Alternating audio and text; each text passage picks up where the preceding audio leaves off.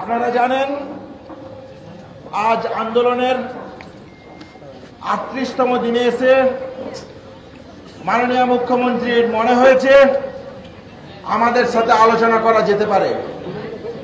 আমরা বারবার বলেছি আমাদের লড়াই মহামান্য সুপ্রিম কোর্টে যেমন আছে, যেমন চলছে ন্যায় বিচারের দাবিতে, ঠিক সেই রকম রাজ্য প্রশাসনের কাছেও আমাদের কিছু সুনির্দিষ্ট দাবি দেওয়া ছিল। আমরা মনে করি এই সুনির্দিষ্ট দাবি দেওয়ার জন্য আমরা বারবার বলেছি আমাদের দিক থেকে আমরা আলোচনায় বসতে চাই। আমাদের সদিচ্ছার যে কোনো অভাব ছিল না, তা আমরা রেখেছি। আলোচনার শুরু এবং আলোচনার যে ফলাফল উঠে এসছে সেই জায়গা সম্পর্কে কিছু কথা বলতে চাই। তিনি পরিষ্কার বলেছেন আমাদের যে ন্যায় বিচারের দাবি, যে ন্যায়সঙ্গত দাবি, সেখানে আমাদের যে যুক্তি, আমাদের যে প্রশ্ন ৯ তারিখের ঘটনাকে কেন্দ্র করে এবং ৩৮ দিনের তদন্ত প্রক্রিয়াকে কেন্দ্র করে যে গতি প্রকৃতি, সেই গতি প্রকৃতি থেকে তিনি এটা বলতে বাধ্য হন যে সিপি স্যারকে সরিয়ে দিতে হবে। তাহলে এই জয় সাধারণ মানুষ থেকে শুরু করে ডাক্তারি সমাজ, নার্সিং পড়ুয়া, সিস্টার, প্যারামেডিক্যাল ছাত্রছাত্রী সহ এই সমাজের সমগ্র অংশের। আমরা মনে করি তাদের যদি আকুণ্ঠ সমর্থন না থাকতো তাহলে হয়তো আজকে এই জয় আমরা ছিনিয়ে আনতে পারতাম না। আমরা মনে করি তাদের যদি আকুণ্ঠ সমর্থন না থাকতো তাহলে হয়তো আজকে এই জয় আমরা ছিনিয়ে আনতে পারতাম না। তার জন্য সবাইকে ধন্যবাদ। খুব লজ্জাজনক, আমরা যখন তদন্তের গতি প্রকৃতি সম্পর্কে প্রতিটা পয়েন্ট তুলে ধরি, তখন তিনি ডিসি নর্থের প্রসঙ্গে যখন আমরা বলি যে নির্যাতনার বাবা মার যে বক্তব্য, যে তথ্য যখন তুলে ধরি, তিনি তার কাছে মাথা নত করতে বাধ্য হন। সেই জায়গা থেকে ডিসি নর্থকে সরিয়ে দেবেন বলে তিনি প্রতিশ্রুতি দিয়েছেন। আজ আমাদের যে স্বাস্থ্য ভবন অভিযানের 5 দিন অতিবাহিত হতে চলেছে, আমরা মনে করেছি, আমরা বলেছি যে এই যে 7 দিন অতিবাহিত হতে চলেছে, আমরা বলেছি যে স্বাস্থ্য ভবন কি পরিমাণ দুর্নীতির জায়গা, দুর্নীতির চক্র।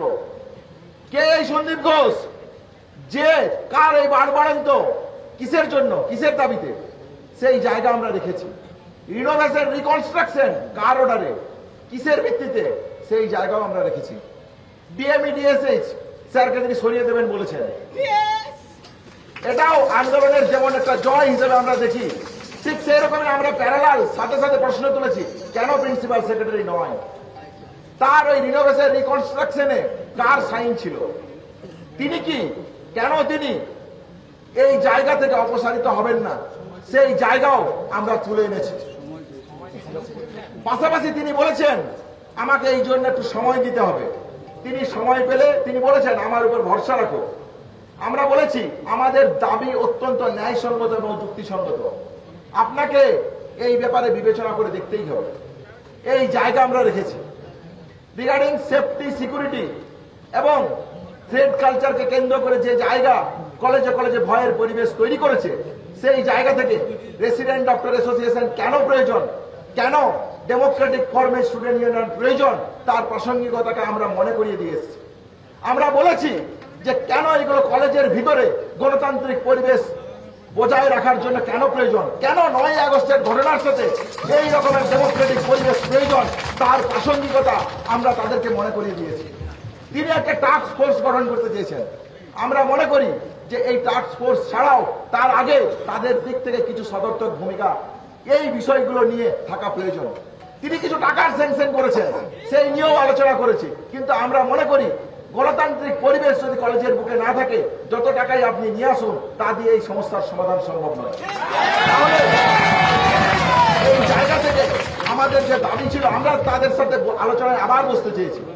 কেন আমরা মনে করি রোগী কল্যাণ সমিতির মতন জায়গা, যেগুলো কলেজের মুখে দুর্নীতির আতুরঘর, কেন ডেমোক্রেটিক স্টুডেন্ট ইউনিয়ন দরকার, কেন রেসিডেন্ট ডক্টর অ্যাসোসিয়েশন দরকার, এই যে কলেজে কলেজে থ্রেড কালচারের যে পরিবেশ তৈরি হয়েছিল, যে ভয় ভীতির পরিবেশ তৈরি হয়েছিল, সেই ভয় ভীতির পরিবেশকে সমূলে উৎপাটন করা কেন প্রয়োজন, সেই প্রাসঙ্গিকতাও আমরা মনে করিয়ে দিয়েছি।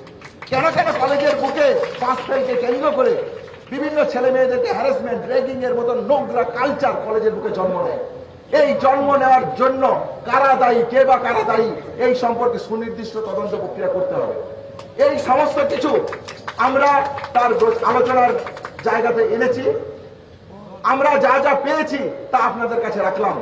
বাকি যে আলোচনা আছে সেই আলোচনা নিয়ে আমাদের যা আন্দোলনের কর্মসূচি নির্ধারিত হবে সেই পথে আমরা এগোবো। রিগার্ডিং এখানকার অবস্থান বিক্ষোভ এবং কর্মবিরতির প্রশ্নে আমরা এই কথাগুলো রিটেন এবং মৌখিক ফর্মে পেয়েছি, কিন্তু এগুলো বাস্তবায়িত হতে দিতে হবে।